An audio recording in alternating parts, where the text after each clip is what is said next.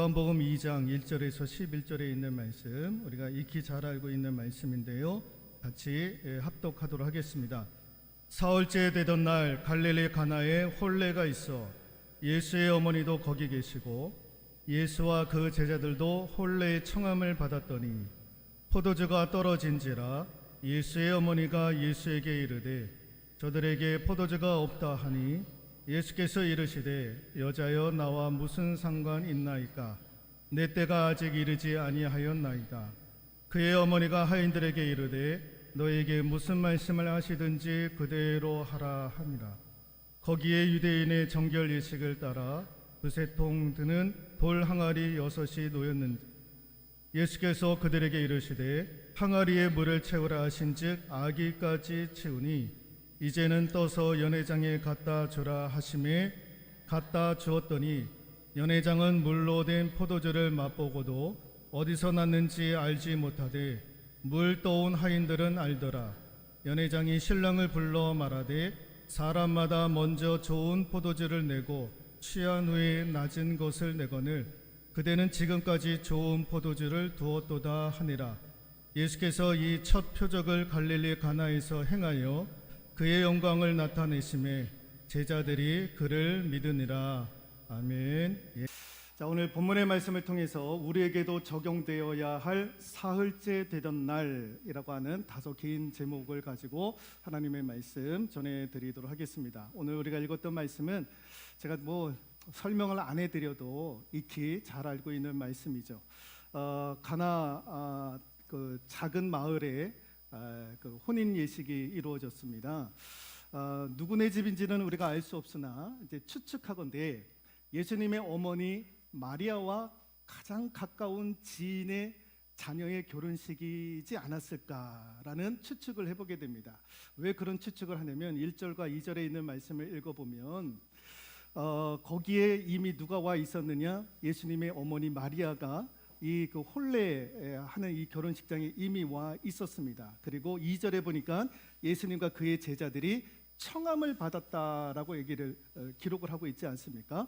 예수님과 제자들은 그 결혼식 하시는 그 가정으로부터 초청장을 받은 거예요. 청첩장을 받고 가신 거였습니다. 그러나 마리아는 그렇지 않고 이미 거기에 있었던 거예요. 그러니까 이런 걸로 봐서 이 가나 혼례식을 이루었던 이곳은 예수님의 어머니 마리아와 가장 가까운 지인의 가정에서 결혼식이 있었던 것 아니겠는가라는 추측을 해보게 됩니다.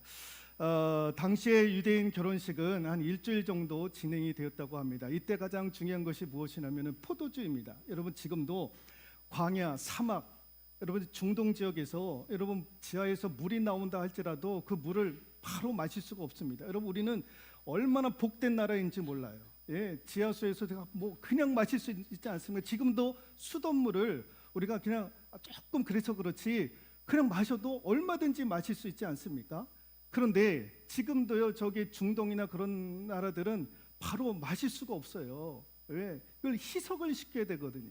그래서 그 물을 희석을 시키려면 포도주하고 섞어서 희석을 시켰어야 되는 거예요. 그런데 여러분 오늘 이게 포도주라고 하는 것이 나오는데 여러분 이때의 포도주는요 우리가 생각하는 그런 와인, 그런 포도주를 생각하시면 안 됩니다. 이분들이 마시는 포도주는요 걸쭉한, 진득한 그 걸쭉한 상태의 와인, 포도주인 거예요. 그것을 물과 섞는 거예요. 그래서 이 잔칫날 손님들에게 이런 포도주를 나누어 주게 되었던 것입니다. 그래서 이제 이런 모든 준비를 다 하고 이제 결혼식을, 잔치를 펼치는 거죠. 그런데 오늘 말씀해 보니까 이 포도주가 이제 모자라게 되는 상황 가운데 놓여져 있게 되었던 거죠. 그 사실을 알았던 예수님의 어머니가 예수님과 논의를 하게 되고 예수님이 그 결혼식을 치르는 그 가정에 하인들에게 얘기를 하잖아요. 예수님께서 너에게 무슨 말씀을 하든지 다 그대로 하라라고 얘기를 하게 됩니다. 그리고 나서 예수님께서 그 집 하인들에게 가서 얘기를 하잖아요. 그 돌 항아리에 물을 떠서 넣으라라고 얘기를 하고 그것을 오신 분들에게 나누어줘라라고 얘기를 합니다. 그래서 그 말씀에 순종하여 그렇게 했더니 아니나 다르게 그 물이 포도주가 되었던, 그래서 그 포도주를 마음껏 마시게 되었던, 그래서 오셨던 분들이 나중에 신랑한테 칭찬을 하잖아요. 극찬을 하게 됩니다. 어떤 칭찬을 하게 됩니까? 다른 집들은 처음에 다 좋은 포도주를 낸다라는 거예요. 그러다가 그 포도주를 마시고 취하면 질 낮은 와인을, 포도주를 내놓는데 니들은 안 그렇다라는 거예요. 처음부터 끝까지 가장 좋은 포도주를 내놓았다라고 하는 거예요. 그런 극찬까지 받게 되었던 내용이 오늘 본문의 내용이기도 합니다. 그런데 오늘 제가 드릴 말씀 핵심은 그 이야기가 아니라 오늘 이 가나 혼인잔치가 있었던 날이 언제였느냐라는 거예요. 여러분 1절 말씀에 보시면 사흘째 되던 날 갈릴리 가나에 혼례가 있어. 여러분 가나 혼인잔치에 물이 포도주로 바뀐 이 기적은요, 요한복음에 7가지 기적이 나오는데 예수님께서 가장 처음으로 행하셨던 첫 번째 기적이었습니다. 그 기적이 언제 이루어졌다고요? 사흘째 되던 날. 사흘째 되던 날. 여러분 우리는 요일을 얘기할 때 월요일, 화요일, 수요일 이렇게 얘기하잖아요. 근데 유대인들은 우리처럼 그렇게 얘기를 안 해요. 예. 첫째 날, 둘째 날, 사흘, 나흘 이런 식으로 얘기를 해요. 우리처럼 요일이라고 얘기를 안 해요. 왜 그러냐? 여러분 창세기 1장을 보시면 하나님께서 우주 만물을 창조하시잖아요. 첫째 날 빛을 창조를 하세요. 그리고 어둠과 빛을 나누고 저녁이 되고 아침이 되니 이날은 첫째 날이다 라고 얘기를 하잖아요. 예. 둘째 날 하늘을 궁창을 만드시고 저녁이 되고 아침이 되니 이날은 둘째 날이다. 또 여섯째 날 하나님께서 우리를 창조하시고 하나님의 형상으로 사람을 창조하신 이후에 너무 좋으셨다라는 거예요. 그리고 저녁이 되고 아침이 되니 이날은 여섯째 날이더라. 요일로 얘기하지 않고 이렇게 첫째 날, 둘째 날, 사흘, 나흘, 여섯째 날 이렇게 표현을 하고 있는 거예요. 그럼 오늘 본문 1절에 나오는 사흘이 되던 날은 우리식으로 얘기하면 어느 요일일까? 무슨 요일일까? 월요일일까? 화요일일까? 수요일일까? 이거 맞추시는 분은 제가 점심 쏘겠습니다. 무슨 요일일까요? 사흘째 되던 날, 화요일. 제가 정답을 말씀해 드릴게요. 우리가 잊지는 않았지만 요한복음 1장부터 쭉 읽어보면 1장 29절에 이튿날 요한이 예수께서 자기에게 나오심을 보고 이르시되 이분은 하나님의 어린 양이로다. 이튿날이라고 하는 단어가 나옵니다. 그리고 35절에 또 이튿날 요한이 자기 제자 중 두 사람과 함께 섰다가 그 이튿날 요한이 제자들과 함께 서요. 그리고 45절 또 이튿날 예수께서 갈릴리로 나가려 하시다가 빌립을 만나 이르시되 나를 따르라 라고 얘기를 하게 됩니다.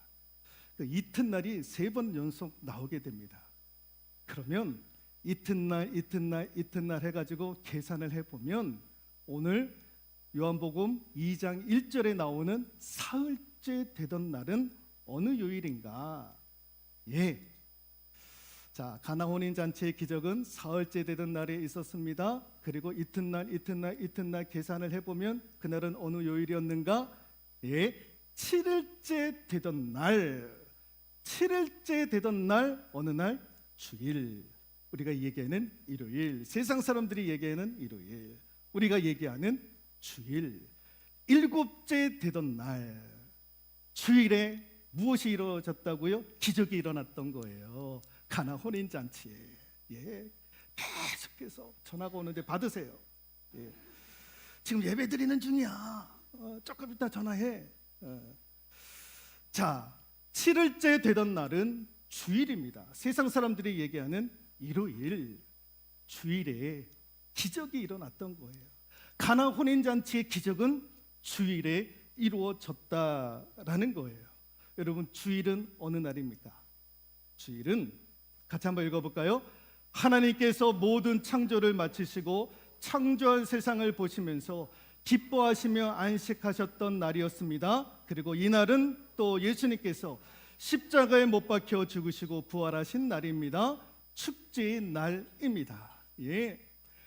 주일은 하나님께서 모든 것들을 다 창조하신 이후에 너무너무 쉼이 좋았더라 하시면서 쉬셨던, 기뻐하며 쉬셨던 안식의 날이었던 거예요. 신약에 오면 그 안식의 날은 어떠한 날이었느냐? 예수님께서 십자가에 못 박혀 죽으시고 부활하신 날이 주일 아닙니까?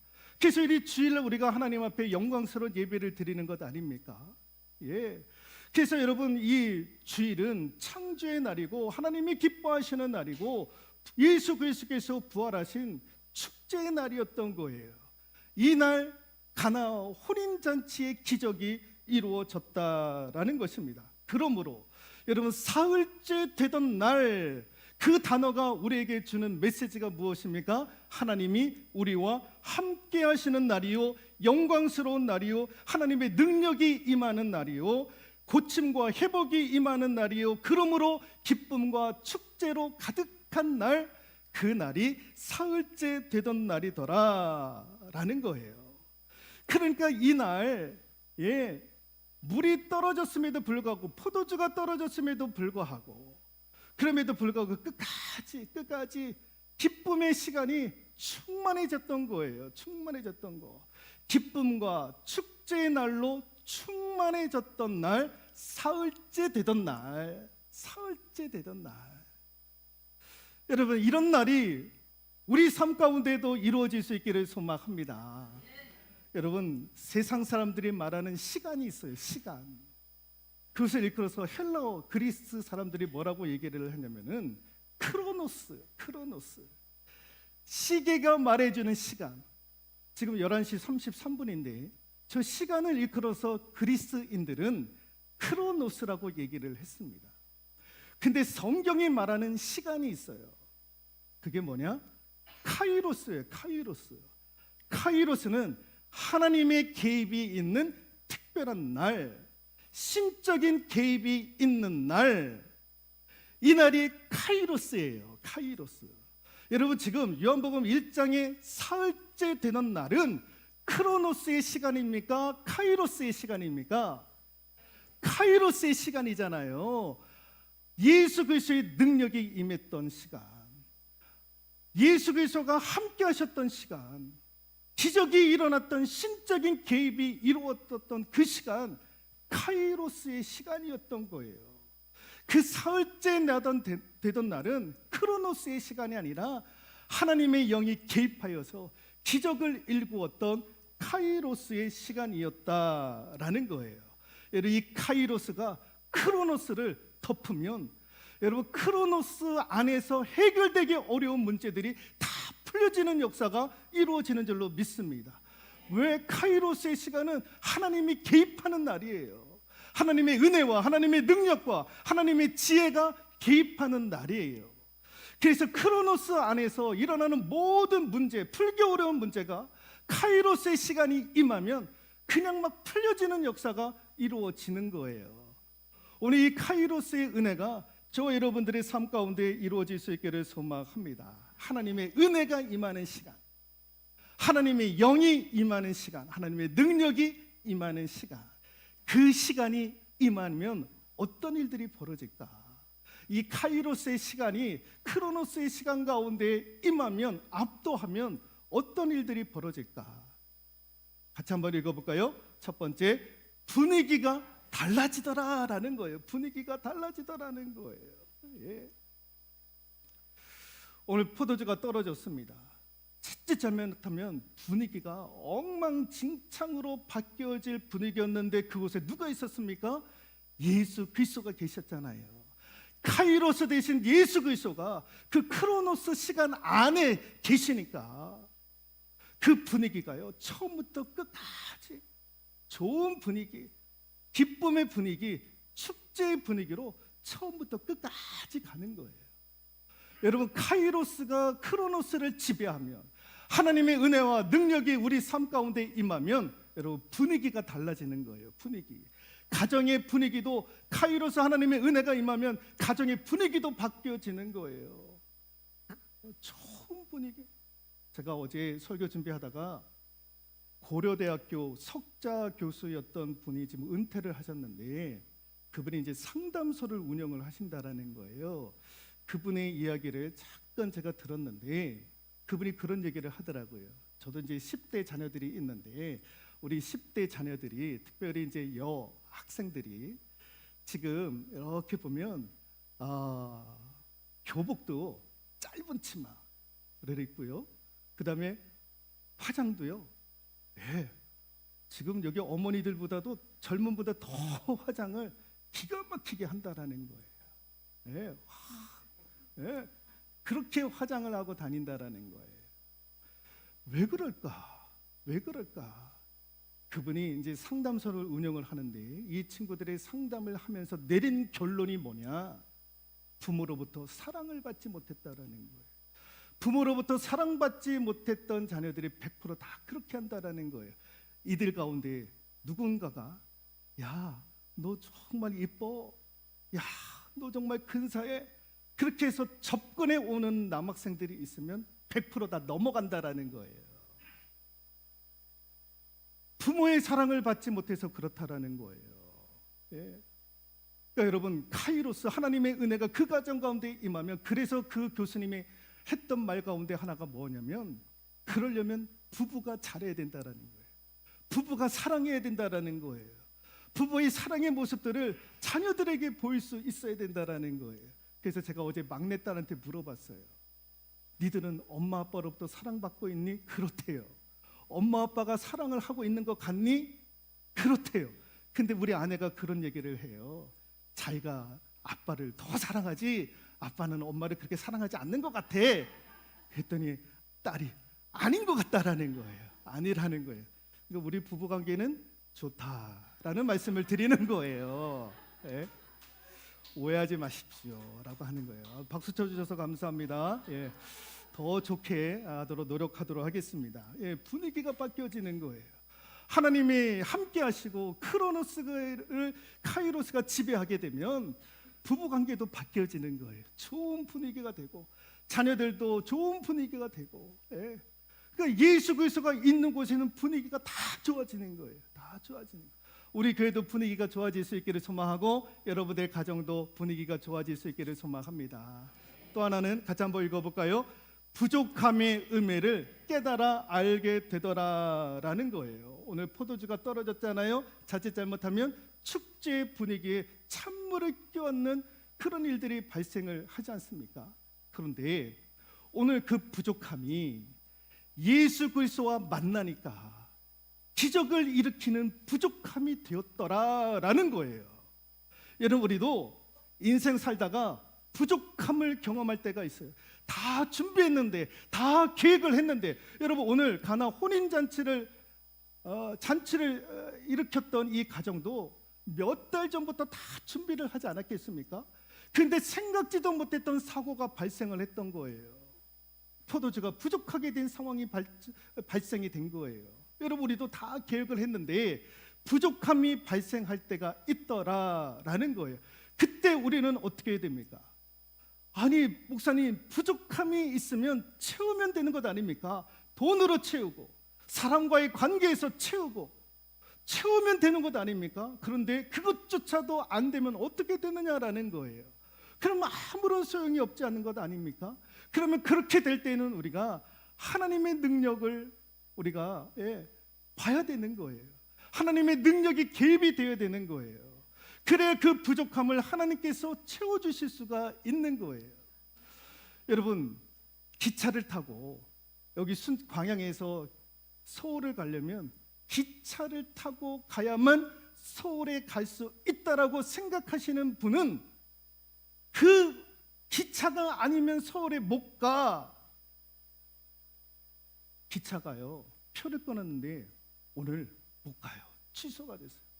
여러분, 그분은 서울에 갈 수 있습니까? 없습니까? 서울에 갈 수 없어요. 광양에서 서울 가려면 기차만 타고 가야 돼. 기차가 아니면 안 돼 라고 하시는 분들은 그게 취소가 되면 갈 방법이 없는 거예요.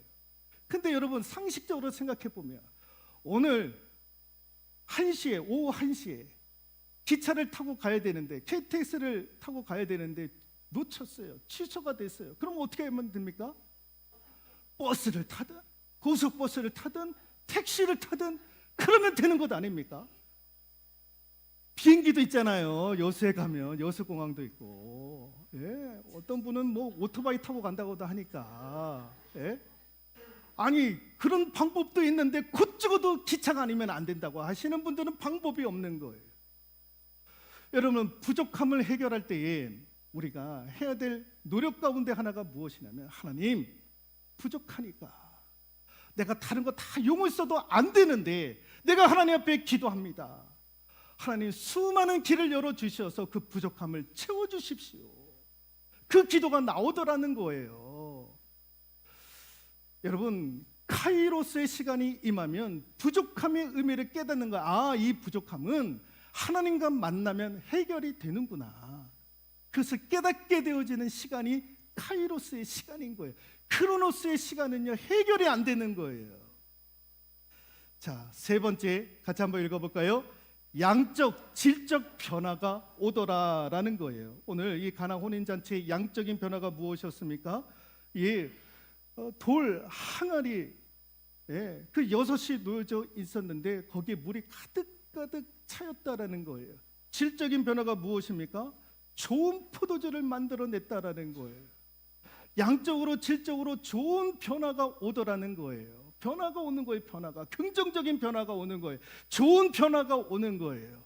카이로스 하나님의 은혜와 능력이 임하면 변화가 오는 거예요. 변화가 오는 거. 예. 여러분 부모의 속을 속이는 자식이 있다 할지라도 그가 하나님 만나면 좋은 사람으로 효도하는 사람으로 바뀌어지는 거예요. 이 변화의 역사가 이루어지는 거예요. 하나님의 영이 임하면 다 좋게 변화되어져 있는 것, 잘못되게 변화되는 것이 없어요. 마귀는 다 잘못된 곳으로 우리를 인도해 가는데 하나님이 우리와 함께 하시고 하나님의 영이 임하면 다 좋게 긍정적으로 가장 좋은 곳으로 변화를 시키는, 사도 바울이 그렇게 변화가 됐잖아요. 살인자로에서 시작해서 순교자로 바뀌잖아요. 하나님은 그렇게 우리를 좋게 다 변화시켜 가는 거예요. 카이로스가 임하면 그렇다라는 거예요. 사흘째 되던 날이 임하면 그렇게 되더라는 거예요. 마지막 하나 같이 한번 읽어볼까요? 나눔을 실천하게 되더라라는 거예요. 오늘 기적을 보이셨던 예수님과 좋은 포도주를 맛본 손님들 사이에 누가 있었습니까? 하인들이 있었잖아요. 하인들이. 그래서 예수님의 명령에 순종하여서 물을 아기까지 채우고 그리고 그 물을 나누어 줬더니 물이 바뀌어 포도주가 되어져서 끝까지 참석했던 모든 분들이 기분 좋게 그 잔치에 임하지 않았겠습니까? 그때의 중간 역할을 감당했었던 하인들이 물을 나누어 줬다나요? 물을 나누어 준. 예. 우리 예수님은요 하인들한테 얘기하지 않더라도 말씀으로도 얼마든지 기적을 일으키신 분 아닙니까? 근데 왜 굳이 하인들에게 명령을 하셨을까? 이 나눔을 실천하도록 하기 위해서. 여러분 우리는 나눔에 대해서 굉장히 인색합니다. 여러분 세계적으로 나눔이 잘 되어져 있는 사람들은 어느 민족의 유대인들, 미국은요 나눔을 얼마나 실천을 잘하는지 몰라요. 뭐 기부금이요 뭐 엄청나요. 그래서 어려운 나라를 돕고 하는 나라가 유대인들, 미국. 이분들은요 이 나라들은 다 나눔을 실천을 하는 거예요. 우리는요 나누면 다 손해본다라고 생각을 해요. 나누면 손해본다라고 얘기를 해요. 오늘 여러분 하인들이 물을 떠서 손님들에게 나누어 줬는데 손해를 봤습니까? 손해보지 않았던 거예요. 세상 사람들이 생각할 때 나눔은 손해를 보지만 그리스도인들의 나눔은요 곱셈이 되는 거. 곱셈. 여러분 오늘 다른 거 다 잊어버려도 나눌 때 뭐가 된다고요? 곱셈이 되더라. 나누면 빼기가 아니라 곱셈이 되는 거예요. 신약성경에서 나누었더니 곱셈이 되는 놀라운 기적의 현장 가운데 하나가 있잖아요. 그게 뭡니까? 오병이어. 예. 오병이어의 사건을 통해서 몇 명을 먹였습니까? 예, 남자만 5천 명을 먹였어요. 예, 나눴더니 곱셈이 이루어졌던 거예요. 나눔을 실천하라는 거예요. 나눔을. 여러분, 우리 교회는 나누어져야 되는 거예요. 나눌 수 있는 교회가 되어줘야 되는 거예요. 가득 쌓여놓는 교회는 망하는 교회예요. 망하는 교회. 하나님이 주시는 은혜대로 흘려 내보낼 수 있는 우리 교회, 그러면 하나님께서 곱셈으로 역사를 해 가시는 거예요. 여러분들도 인색하지 않기를 소망합니다. 나누어줄 수 있기를 소망합니다. 나누어줄 때 빼기가 되는 것이 아니라, 세상 사람들은 그렇게 생각하는데 그리스도인들은 곱셈이 되더라는 거. 곱셈. 그걸 하나님께서 보여주고 싶었던 거예요. 카이로스, 사흘째 되던 날 나눔을 실천하게 되더라. 그럴 때 곱셈의 역사가 이루어지더라라는 거죠. 그래서 우리 삶 가운데도 사흘째 되던 날이 적용되어질 수 있기를 소망합니다. 하나님, 분위기가 달라지게 해주십시오. 좋은 변화가 오게 해주십시오. 하나님, 부족함의 의미를 잘 깨달아 알게 하여 주시고 나눔을 실천하여 곱셈의 은혜를 받는 그런 카이로스의 시간과 은혜가 우리 삶 가운데 임하게 해달라고 기도하는 저와 여러분들 될 수 있기를 주님의 이름으로 축원드리도록 하겠습니다.